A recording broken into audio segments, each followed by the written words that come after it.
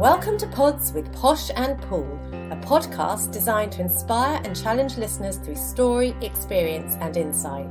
To face adversity, learn from suffering and discover how to embrace life with a heart filled with love and gratitude. We are so thrilled to have you journey with us and can't wait to share your stories. Join Sue O'Callaghan and Joanne Webb as we disrupt the theory that everyone has perfect lives. Hi and welcome to our Pods with Posh and Paul tribe. Do you know someone with an eating disorder and can't understand how they feel or what they are going through? Or are you yourself living with an eating disorder and are you feeling lonely and isolated? Well then this is a must-listen episode for you. Today we are thrilled to have with us the beautiful, brave and engaging Poppy Wortman. Poppy is a yoga teacher, celebrant and author of The Tale of Poppy and Ed. What started as a blog while travelling, intending to help her mum understand her relationship with Ed, soon turned into her first self-penned book about her own experience living with an eating disorder for 20 years. Ed was once Poppy's entire life, controlling her every thought, action and feeling. In Poppy's words today, Ed is about 2% of her life. Poppy joins us to talk about the myths of eating disorders, the stigma and shame attached to behaviours, and the embarrassment and humiliations victims carry. We are so pleased to welcome Poppy Wortman. Hi Poppy, thanks for joining us. Hi guys, thanks for having me. First of all, we just want to congratulate you on your book. So it's called The Tale of Poppy and Ed, and it is beautifully, beautifully written. It's brave, it's courageous. So just tell us a little bit about the book and a bit about yourself. So I started writing the book in 2015. I just returned from overseas. I'm a big avid traveller, and I was pretty sick I've been sick for a few years, but when I got home, I'd realised when I was overseas just sort of how bad it had gotten. And I'd started writing a blog for my mum to read, because I found her and I get on really well, but we just don't get on at all when it comes to eating disorder things. So I started writing my blog as a way for her to get insight to sort of what was going on with me.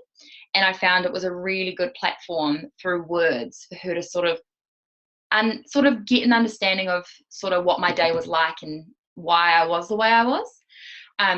So when I came back, I got offered the opportunity to turn that into a book, and I never knew it was anything I was going to do something with, but when it hit lockdown this year, I'd sort of done bits and pieces over the last 5 years, and I was like, it's just time to get this done, and I sat down and wrote it. And yeah, here we are. And clearly you're going to inspire so many people. We'll have listeners that will relate to what you're going to talk about, that will relate very closely to what you've written in the book. But for listeners that know nothing about eating disorders or who have preconceived ideas as to what it's about and think it's just associated with food, can you just tell us a little bit more about the feelings and emotions and self-image that go with the eating disorder? So how I see an eating disorder, in the book I talk about it being like an abusive relationship with a person, and I call it Ed. That's why it's called Tale of Poppy and Ed. And I think with eating disorders, it's all about a whole lot of your self-worth is tied up in your weight and your shape. And I used to really struggle with it because I thought people would see it as like a very self-absorbed aesthetic thing, but it becomes about so much more than that. Everything is involved in like what numbers show on the scale, and putting on weight is just the worst, scariest thing in the world. And it just becomes all about control, and it starts to control and override everything in your life, and everything is just dependent on how you feel on a given day with your weight. I lived that way for about 20 years. Obviously it got worse. I sort of got involved in that kind of thing when I was about 8 years old, and when I was about 16 was when it started to hit a really low point. It's just a thing, like it controls your everyday thought, even sleeping ones. Like I dream about food and have nightmares about eating things. Like it's just a full-blown control over everything that you do. And it's a really hard thing to navigate because I feel it's not something that's quite open about as such just yet. Like it's still very much shrouded in a bit of like shame. And I know until I actually released my book, I had a whole lot of sort of like embarrassment around it, even though like I was better and I come out the other end, I still was a little bit ashamed that I had been susceptible to that for a long time, if that makes sense. Yeah, I think that shame and that humiliation that you describe in your book is there with anything to do with mental illness, because it's it's so hard to explain, isn't it? We say it's like a broken leg is a broken leg, and people can easily see that, and people like to understand what they can see. People feel uncomfortable with the things that they can't see.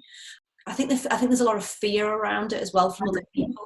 Yeah, I think fear generally around mental illness, isn't there? Because we were talking to a girl yesterday that struggles with depression, and she was saying she's under a mental institution. And the minute you get referred to a mental institution, there's again stigma attached. Whereas if you have a physical illness and you see a GP, people just say, "Oh, what happened at the GP?" And they don't sort of shroud or screw up their faces. What you said earlier, it's really interesting. You said that this eating disorder for you goes all the way back to when you were 8 years old, and in the book you talk about Mrs. Higgins, who was calling forward people for a weigh-in, and she queried, "Who's the heaviest girl in the class?" Was that the trigger for you? It's really funny. I always thought that was what started it, but I've been doing quite a bit of hypnotherapy in the last couple of months, because now I'm at the other end. I'm trying to explore about where it actually began, and I sort of uncovered memories from when I was quite a bit younger than that, and one of them was from when I was about 3 years old. So what I think is that in life, some people are just susceptible to things and some people aren't. So those kind of comments that I received over growing up it could probably happen to everyone, but some people, they just build and they build and they build. And I think perhaps that was the first one that I actively remember, was getting weighed in front of my class when maybe it was in front of other people and other people could physically see that I was a bigger person, whereas maybe ones before that were a little bit more self-observations of things. But that was definitely a catalyst for me getting a lot more involved in it, for sure. Yeah. It's sad, isn't it, when you look back, and because people do say flippant comments and things do happen in school and in life, and it makes you think as a person, gosh, have I done anything to other people that's affected their health or mental health? You have to be really careful what you say, but then you've got to be really forgiving as well, because people are just actually doing a job or being nice, or they don't necessarily mean any harm, do they? No. And I think that's the thing, when you've got a mind that's affected by an eating disorder, you always find the negative in comments. So it'll be like the words healthy, you look good, anything to do with that, they'd always make me be like, they're telling me I'm fat. And that's when I'd spiral again. But people, even the word happy, people would say, you look happy. And I'd be like, nah, like obviously I'm happy means good, that means healthy, that means fat. Obviously I put on weight, I need to go back into it. But I think when you've got a mind that is affected by something like that, you take things the wrong way, your perception of things is skewed and it's not quite right. So people don't mean things at all, but you find a meaning in that that's actually not there necessarily. Mm-hmm. Yeah. How do you find comments now? It's taken a very long time. And I still find it difficult, like when someone says something to me like, you look good, or you look healthy, or you look better, I always sort of have a moment where I like pause and I'm just like, it's a positive thing, and then you accept it as a positive thing, because it is a positive thing. You're like, you are healthy and you are good and you are better, and they're not bad words. It's changing the meaning that you've taken from them for a long time. Yeah. Do you think now that you are a yoga teacher, do you think you find it easier to talk about healthy bodies and healthy in that way? Out of everything, yoga has been the thing that's really, really helped me be peaceful with who I am and what I look like. Like it makes you see, I don't know, bodies are so much more than just an aesthetic thing. Like it's what a body can do, and like the strength and all that kind of thing. I don't know, like yoga's been a massive, massive, massive help in getting me past all that stuff, hugely. So if somebody was struggling right now with an eating disorder and they know nothing about yoga, how would they connect? Maybe a 16-year-old or 20-year-old, how would they connect with a yoga group, and what might they discover about themselves by doing it? Why is it different from exercise? I think exercise, when you've got an eating disorder mind, it's really easy to get addicted to it, and you become obsessed with the calories you're burning and all that kind of thing. So it's a different relationship that you form with that kind of thing. I mean, yoga is obviously a form of exercise as well, but there's so much more mindfulness involved in it, and I think it's a mindfulness aspect that changes it from an exercise to almost like a therapy in a way. I know different yoga teachers approach it in different ways, and I think if I was a parent of a 16-year-old boy or girl that was struggling with something like this, I'd probably approach a yoga teacher first and ask about it, because it's finding the right person that works for you as well. What was the pivotal point for you where you thought, this has had control over me for so long, this eating disorder, I don't want to live like this anymore? I was in India doing my yoga teacher training. I'd never done yoga before, and I went over there just on a whim, and I was like, I'll just do this. And I think I was with these two other girls, and they were just like eating 3 meals a day, and they were really content with their bodies, or what I could see. And it was because we were doing like 6 hours of actual physical yoga a day, and I'd still go for runs, and they'd always be like, how have you got the energy?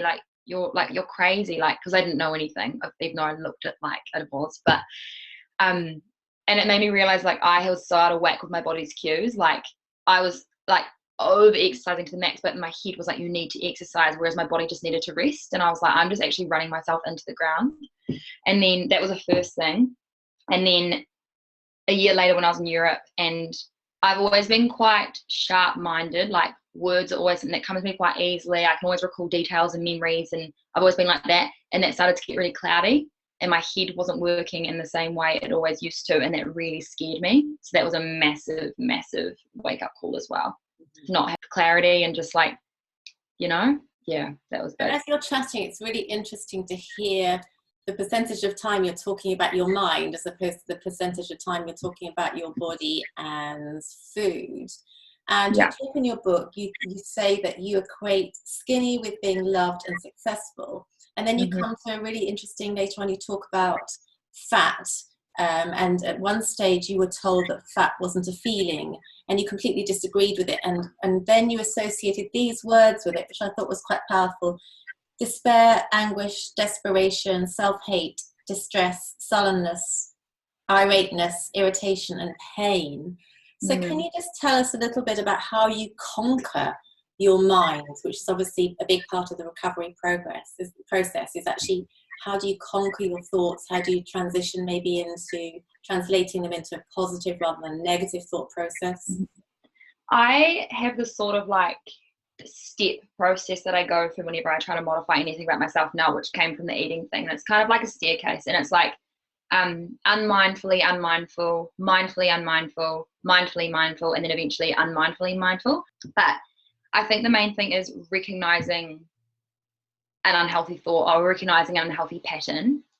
That's the first step. And then over time, it's starting to go against that and being like, no, I'm not going to do that.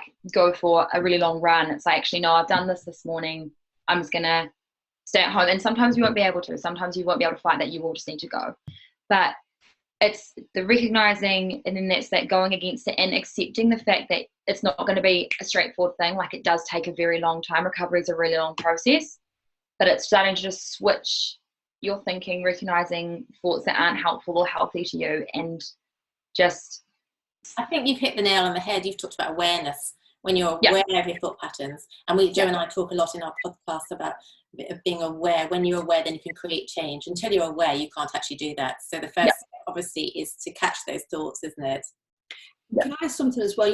Obviously you lived with your eating disorder for near on 20 years, and it really controlled you, and that's how you describe it, that it controlled you.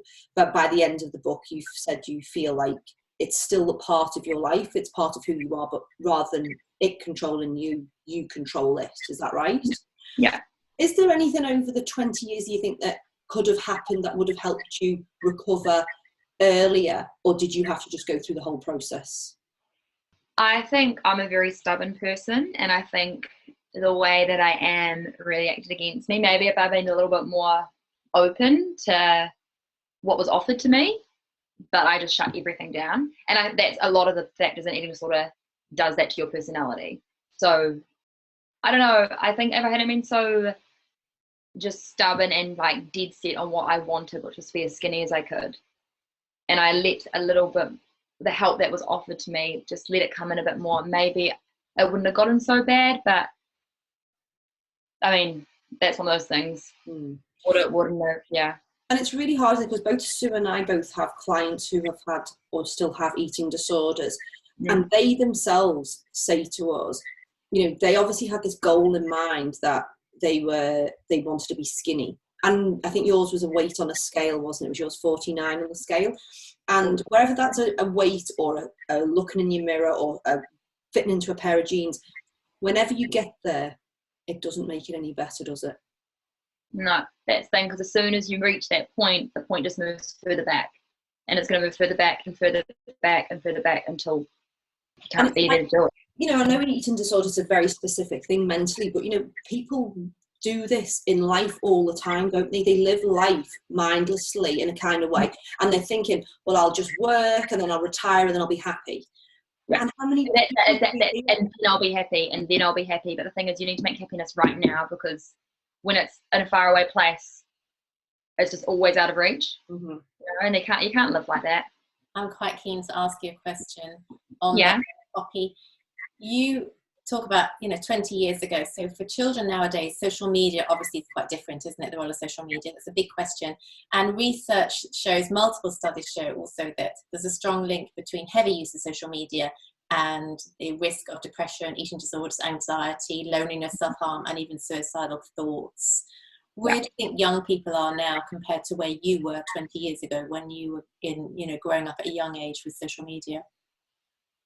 I think when I was growing up, you left school and you went home, and that was the end of the day with that. Whereas I think nowadays you are literally in it 24/7, because you go home, but it's still just accessible. So it's just constant bombardment all the time. I think it's a lot harder now for teenagers and younger people being in that world. Like I'm lucky I was probably the last of that sort of generation that grew up before it became so just prominent, like constant. But yeah, I think social media is a really hard one, because there's so much pressure to be a certain person when you're a certain age and to fit a certain mold, and to sort of be like, that's not healthy for me, is a really hard step to make, something. What do you think, because obviously there is lots of people with eating disorders, and as parents we know we worry about our children anyway, that's how life goes. But if, say, there's a parent out there and they think their children is going down that road of having an eating disorder, there's some definite telltale signs there, isn't there, to look for? Can you tell us what some of the telltale signs are? Often lots of lying. Sometimes you get really good at lying, so sometimes you don't get caught out, but lots of lying, lots of like secret activity, that often exercise, constant want to exercise. Weight loss is hard to gauge, obviously, when you see your child every single day. So sometimes it's something that people can miss. And it's when you see family and relatives from haven't seen you in a while, they'll be like, oh wow, like they've lost a lot of weight. I know that was one thing for my mum. When we saw family friends, and they were the ones that commented. Yeah, and just a change in just demeanor, like something just switches, I think. And like I was always described as like a really happy, bubbly, sunny person, and then all of a sudden whenever I was at home, it's like a light had been dimmed and I just wasn't that 100% anymore. Yeah. I think when there's some switch like that, but I think a massive thing for parents is, should they be suspicious or know for sure, it's just not responding with anger or not responding with despair or like not emotion, but just in a way that you immediately shut off. Like you just need to be, well, it's not open, but it's just like in a space where it's a safe place to talk about. Because I know for me, I really struggled because my mother would get angry, not at me, but just at the situation, and she couldn't understand it. So that just immediately just put this wall up between us, because she got mad, I got mad, it just exploded. There was no place to talk. And obviously you talk about the feelings associated with that in the book. You talk about being tired the whole time. You talk about the shame, the lying. You talk about the over-exercise, the roller coaster of emotion. And it's interesting that, part of you wants to hide what's going on, but was there also a part of you that wanted to communicate with your parents so they could fully understand? Or is it a sense that you need to control your environment, control food, control your body so that you don't want people to know? Was there any sense that you wanted to connect and have somebody understand you in that time? I don't think so, because for me, as soon as someone saw what was actually happening, I wouldn't be allowed to do it anymore. And for me, it was just all about continuing to be in that way, because as soon as I stopped being that way, I was going to get fat. So for me, hiding it, lying about things, just keeping it all to myself was a way to be skinny. So what would have been the most helpful thing for your mother to have done in the best case scenario, that if she discovered it or was suspicious about it or worried about it, what would have been the most helpful way for a mother to respond, or a parent to respond to a child? I honestly just think it sounds a bit silly, but just with kindness, because as soon as you get into a negative emotion, you associate negative emotions with it, and it puts that wall up. So I just think like a very calm approach to it, if that makes sense. I get what you're saying, because as parents, I think we sometimes show anger because we're so worried, and Exactly. you use those words like despair, and like even like when your children are little, you can be walking down the road totally fine, they go to cross the road and you go stop, and you sound like a right banshee. So yeah. I think that kind of comes in quite quickly if you can't step back and approach it. So what you're saying is maybe don't approach the subject if you find yourself feeling that way, starting to get upset, angry, emotional. Maybe walk away and come to it when you're at a place of calm and compassion and kindness. Yeah, 100%, definitely. Okay. Yeah. And then Poppy comes to a stage where obviously it is out in the open, and then you came to a place where there's a referral. What did that feel like for you? Did it feel like an increased sense of loss of control, or did it feel like a relief to enter into the system then? I really struggled with it because a big part of me still wanted to be in the eating disorder space, but a big part of me wanted to get better because I'd recognized how much it was affecting my life. So it was like a big tug of war for me initially going to treatment. So I know I cried a lot. my poor therapist, she had a lot to deal with. But it was just a big to and fro, not sure I wanted to be there, wanting to quit, wanting to leave, wanting to be there, not wanting to be there. One of my beautiful clients once said to me, like, she was really depressed, and she said to me, I'm frightened to get better, even though I know that's what I want. I'm frightened to get better because this is all I know. Does that resonate with you? Yeah, 100%. Like nowadays, like I live a life, and Ed would be like a 2% part of that life. Like it doesn't, he's not really there anymore. But I never knew a life before now where I would be able to just eat bread and not feel bad about it, or eat cheese and be okay. And I think that's massive because like it's all you've ever known, and that's what life is normal to you.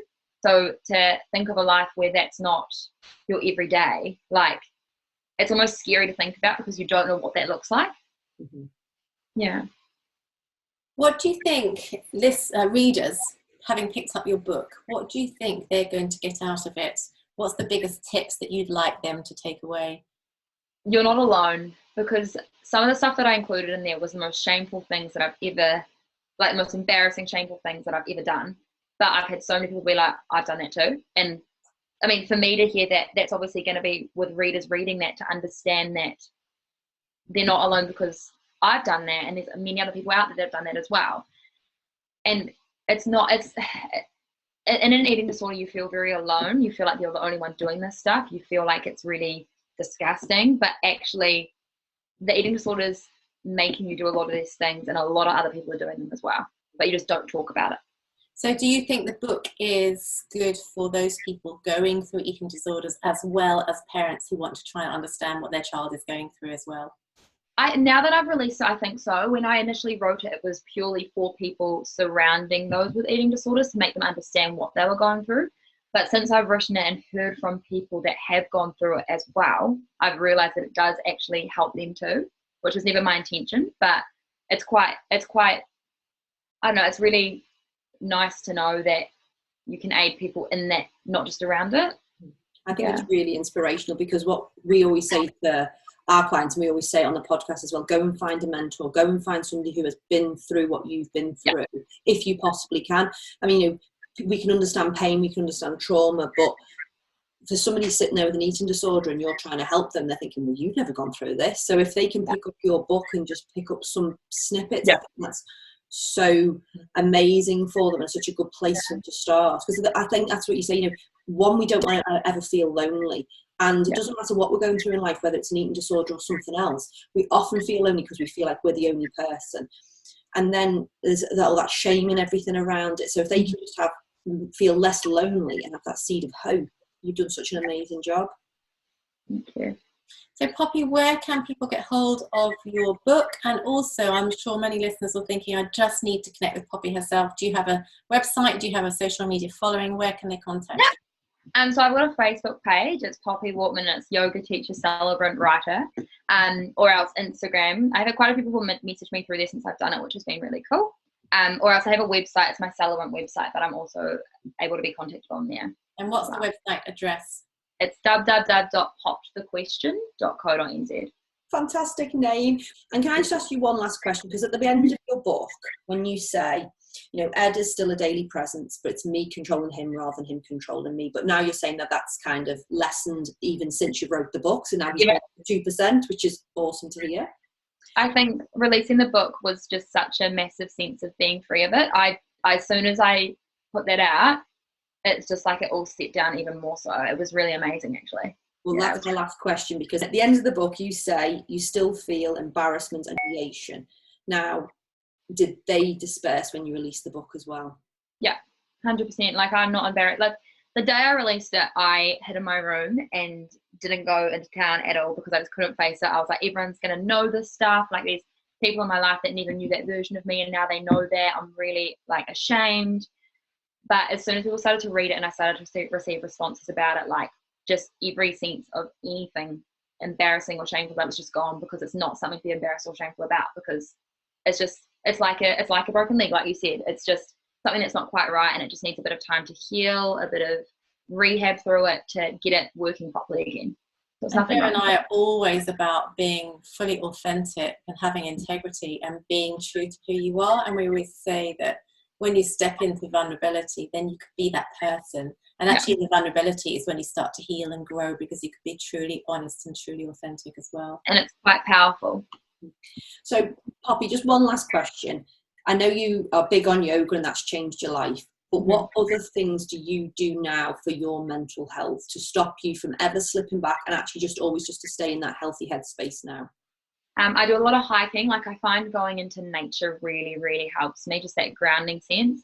A lot of the time I just turn off my phone. Like, I delete all my social media apps and just make sure that I can't get bombarded with things, because I find that space where you're just, there's no notifications is really, really nice, and it's just a calm place to be.